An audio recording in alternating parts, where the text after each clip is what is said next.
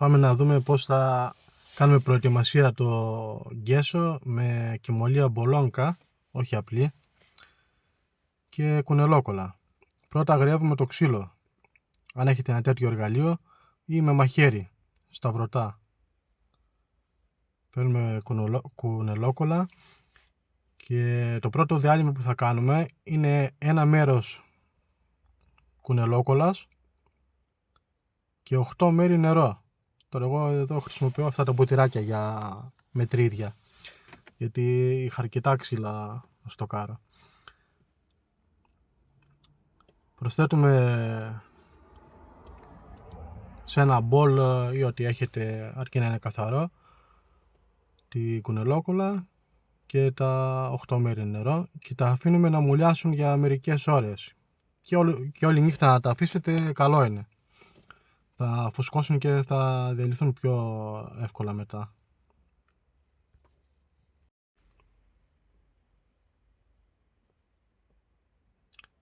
Τα αναμειγνύουμε λίγο να μην κάτσει κάτω και έτσι να τα αφήσετε, δεν πειράζει. Τώρα εδώ έχουν περάσει αρκετές ώρες και έχει σχεδόν διαλυθεί. Το βάζω σε μπεν μαρί και το αφήνω να λιώσει. Έχει αυτή την υφή που βλέπετε τώρα εδώ.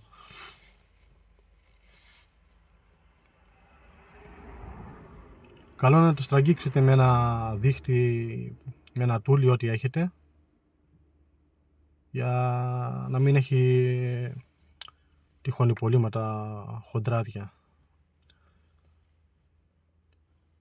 Λοιπόν, τώρα περνάμε κουνελόκολλα στο ξύλο μας που το έχουμε αγριέψει πριν με το υλικό αυτό και κολλάμε το πανί πάνω.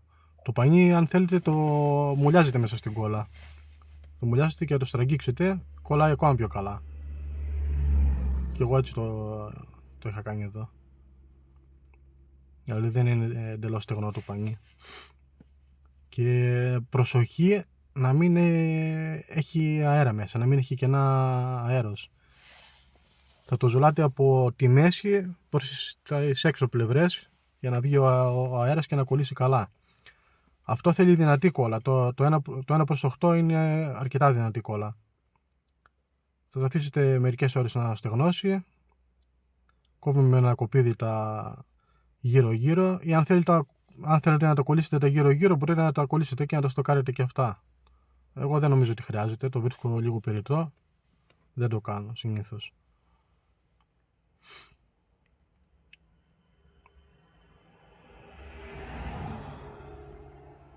Και τώρα το ξύλο μας είναι έτοιμο. Λοιπόν, η κόλλα τώρα που πέρασε η ώρα έχει γίνει σαν ζελές. Δεν έχει χαλάσει. Απλά το βάζουμε πάλι μπεν μαρί και ξαναγίνεται η ίδια. Όπως βλέπετε. Λοιπόν, τώρα θα πάρουμε ένα μέρος κόλλα, για κάθε ένα μέρος κόλλα, 2 μέρη κυμολία μπολόνκα. Αυτή δεν είναι η απλή κυμολία, είναι η κυμολία για στυλβωτό. Αλλά δεν είχα απλή κυμολία και είναι πιο δύσκολο υλικό. Δεν είναι τόσο απορροφητικό, είναι πιο λιπαρή η κυμολία αυτή. Και είναι λίγο μπέρδεμα να το κάνεις να είναι απορροφητικό το ξύλο. Θα το δούμε εδώ. Η κόλλα μας, είπαμε, είναι 1 προς 8 ακόμα. Το αναμειγνύουμε καλά. Δεν έχω αλλάξει τίποτα, απλά τα βάζω λίγο και τα αναμειγνύω για να μην μου κάνει σβόλους. Έχω βάλει συνολικά 2 ποτηράκια εδώ, και 2 ποτηράκια κόλλα και 4 ποτηράκια κυμολία μπολόνκα. Κυμολία μπολονίας λέγεται. Το αναμειγνύουμε καλά.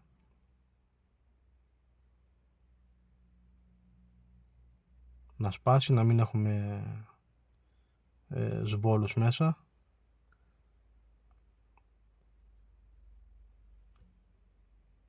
Και περνάμε το πρώτο χέρι. Τα χέρια τα περνάμε πάντα σταυρωτά. Δηλαδή ένα χέρι κάθετα, το επόμενο οριζόντια. Αυτό είναι το δεύτερο χέρι. Όπως βλέπετε, το πρώτο ήταν κάθετο, αυτό είναι οριζόντιο.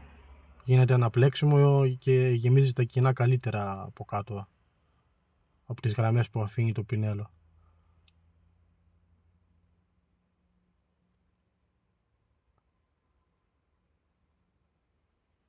Για να μην σας ταλαιπωρήσει πάρα πολύ στο γυαλοχαρτάρισμα, προσέχετε να το απλώνετε όσο πιο καλά μπορείτε.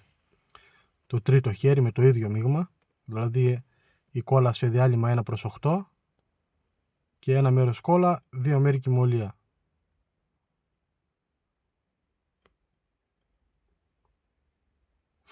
Αυτό είναι το τρίτο χέρι. Τώρα εδώ είχα αρκετά ξύλα να στοκάρω και ίσως δεν ξέρω αν θα γίνει κατανοητό το βίντεο, αλλά προσπάθησα να το κάνω να σας το δείξω και να σας το πω όσο πιο απλά μπορώ.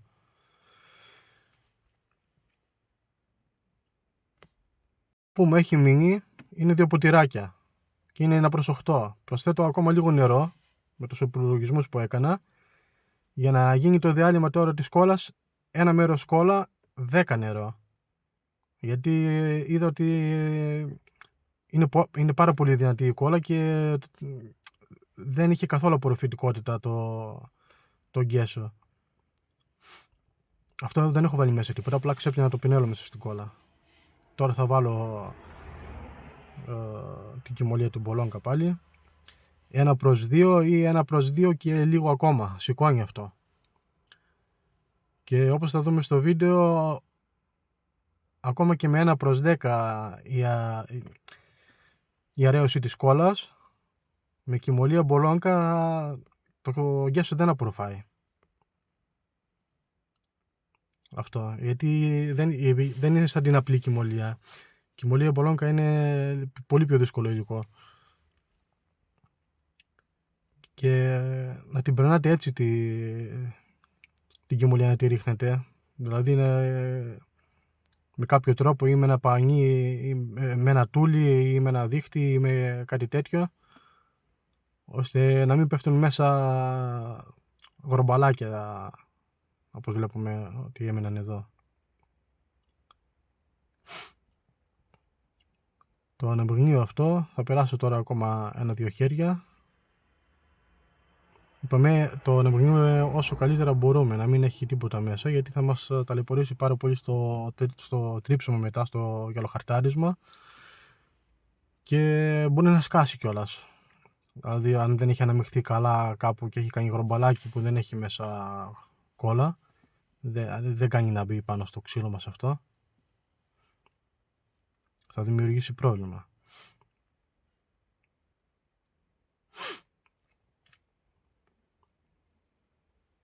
Το ζεσταίνω σε μπεν μαρί πάλι για να το λιώσω καλύτερα το μείγμα και να το αναμίξω καλά, και ξαναπερνάω πάλι 1-2 χέρια έτσι σταυρωτά. Είδα ότι ούτε αυτό δούλεψε. Δηλαδή η κόλλα μου ήταν τόσο δυνατή, γι' αυτό παίζει μεγάλο ρόλο μάρκα με μάρκα και παρτίδα με παρτίδα. Ακόμα και αν είναι η ίδια μάρκα, δεν είναι πάντα η ίδια η δύναμη της κόλλας.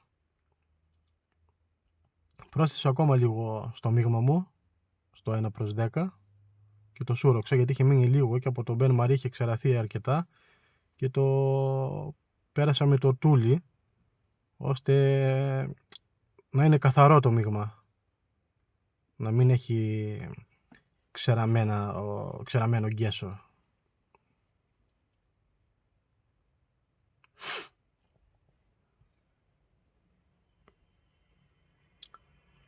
Το σουρώξουμε καλά, μην φοβάστε να λεωρηθείτε. Κονολόκολλα δεν είναι ούτε τοξική ούτε τίποτα, καθαρίζεται εύκολα με λίγο νερό.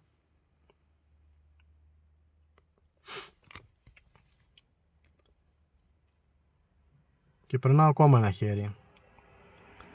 Έτσι, τώρα αυτό είναι 1/10 η κόλλα και ένα μέρος κόλλα, 2,5 κυμολία, και πάλι δεν απορροφούσε.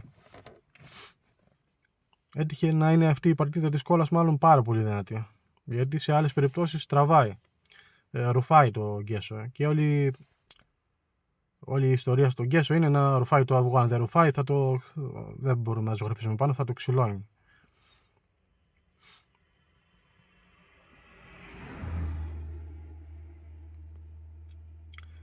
Θα κάνω και ένα βίντεο με απλή κυμολία για ένα ξύλο.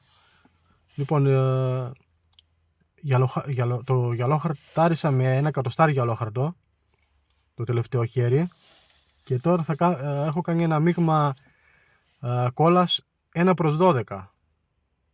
Δηλαδή ένα μέρος κόλλα σε κόκκους, 12 μέρη νερό, και θα βάλω 2 και κάτι κυμολία. Δηλαδή ένα ποτηράκι, όπως είδατε, κόλλα, και 2 και κάτι ακόμα κυμολία, και θα περάσω 1-2 χέρια έτσι. Και έτσι κατάφερα να είναι και πολύ δυνατό το γκέσο, δηλαδή δεν μαδάει. Άμα μαδάει θέλει πέταμα, θέλει ξύσιμο και από την αρχή το γκέσο. Και να μην μαδάει, να είναι δυνατό, και να μου ρουφάει το αυγό, όπως θα δούμε στο τέλος του βίντεο. Θα δείχνω πώς περνάω τα χέρια το ένα πάνω από το άλλο χωρίς να ξυλώνει το αυγό. Απλά η κυμολία, η μπολόνκα, είναι πιο δύσκολο υλικό από την απλή την κυμολία. Είναι κυρίως για στυλβωτό. Και απλά δεν είχα τώρα που ήθελα να ετοιμάσω τα ξύλα. Και εντάξει, πρέπει να το βρει στη σωστή αναλογία. Και να ξέρετε κάτι άλλο, ότι συνταγή απόλυτη δεν υπάρχει. Δηλαδή πρέπει να το φτιάξεις μέχρι να ρουφάει το αυγό, αλλά να μην είναι αδύναμο το γκέσο, δηλαδή να το ξύνεις με το δάχτυλο και να ξεκολλάει. Να είναι μια δυνατή επιφάνεια, αλλά να έχει απορροφητικότητα.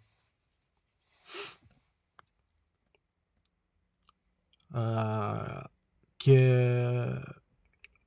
σε αυτή εδώ την επιφάνεια, για να την κάνω να ρουφάει ακόμα πιο καλά, δεν την έτριψα, δεν θα γίνει στυλβωτό, απλά δεν είχα απλή κυμολία, γι' αυτό έβαλα την μπολόνκα.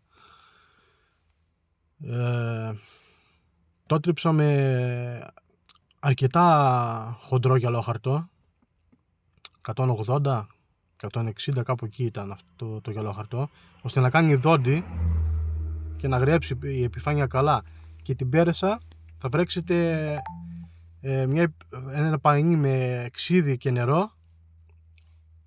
Αφού τελειώσετε και τα περάσματα από τον γκέσο, το γυαλοχαρτάρετε και είναι έτοιμο για ζωγραφική. Πριν ζωγραφίσετε, θα βρέξετε ένα πανί με ξύδι και νερό, θα το σουρώξετε καλά, να είναι νοπό το πανί, όχι βρεγμένο, και θα περάσετε όλη την επιφάνεια. Αυτό σπάει τη γλίτσα της κόλλας και κάνει να ρουφάει ακόμα πιο καλά. Και θα ξανακάνουμε ένα βίντεο, αρκεί να έχω χρόνο, να κάνω μόνο για ένα ξύλο, να το δούμε πιο αναλυτικά με απλή κυμολία. Να σας δείξω και πώς το γυαλοχαρτάρουμε, πώς φτάνουμε σε ένα καλό σημείο, πώς περνάμε. Όχι πώς περνάμε μάλλον. Δηλαδή μπορούμε να το γυαλοχαρτάρουμε με πιο άγριο γυαλόχαρτο, π.χ.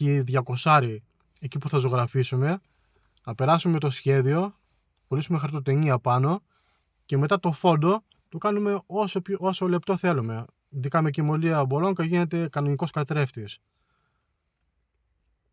για να περάσουμε το χρυσό και να μας βγει τέλειο το χρυσό, τέλεια επιφάνεια.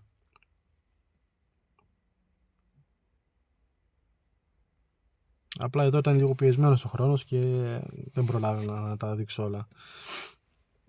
Και αυτό που σας είπα πριν, ότι δεν υπάρχει τέλεια συνταγή, όποιος και να σας τη δώσει, είτε γεωγράφος, είτε μεγάλη εταιρεία όπως τη Kremer και άλλες εταιρείες, Natural Pigments κτλ.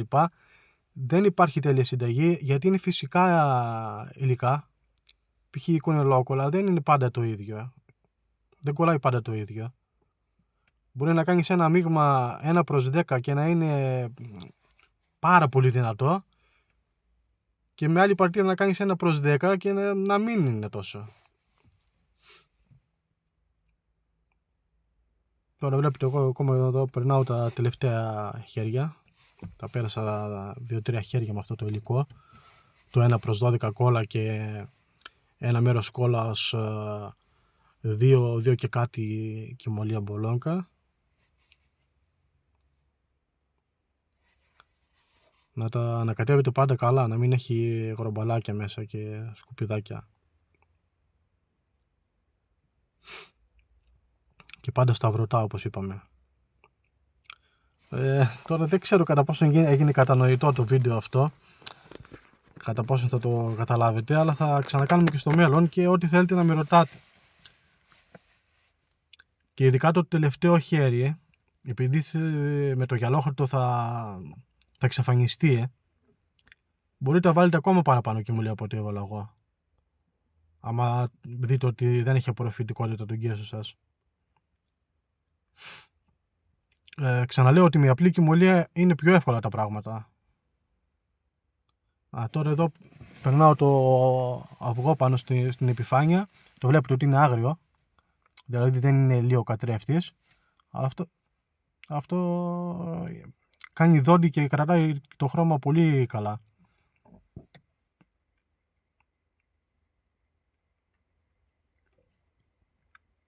Και βλέπετε ότι θα περάσω πολλά χέρια και δεν ξυλώνει πουθενά. Έχει και απορροφητικότητα και λόγω ότι είναι με χοντρό γυαλόχαρτο τριμμένο, κάνει δόντι καλό και δεν πρόκειται να φύγει το χρώμα ποτέ.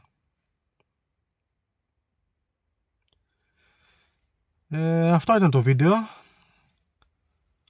Θα τα ξαναπούμε στο επόμενο και γράψτε μου ό,τι θέλετε στα σχόλια. Ό,τι δεν καταλάβετε, αν μπορώ να σας βοηθήσω σε κάποια διευκρίνηση, ευχαρίστως. Αυτά από μένα. Καλή σαρακοστή σε όλους με υγεία και καλόν αγώνα και τα λέμε στο επόμενο. Γεια σας.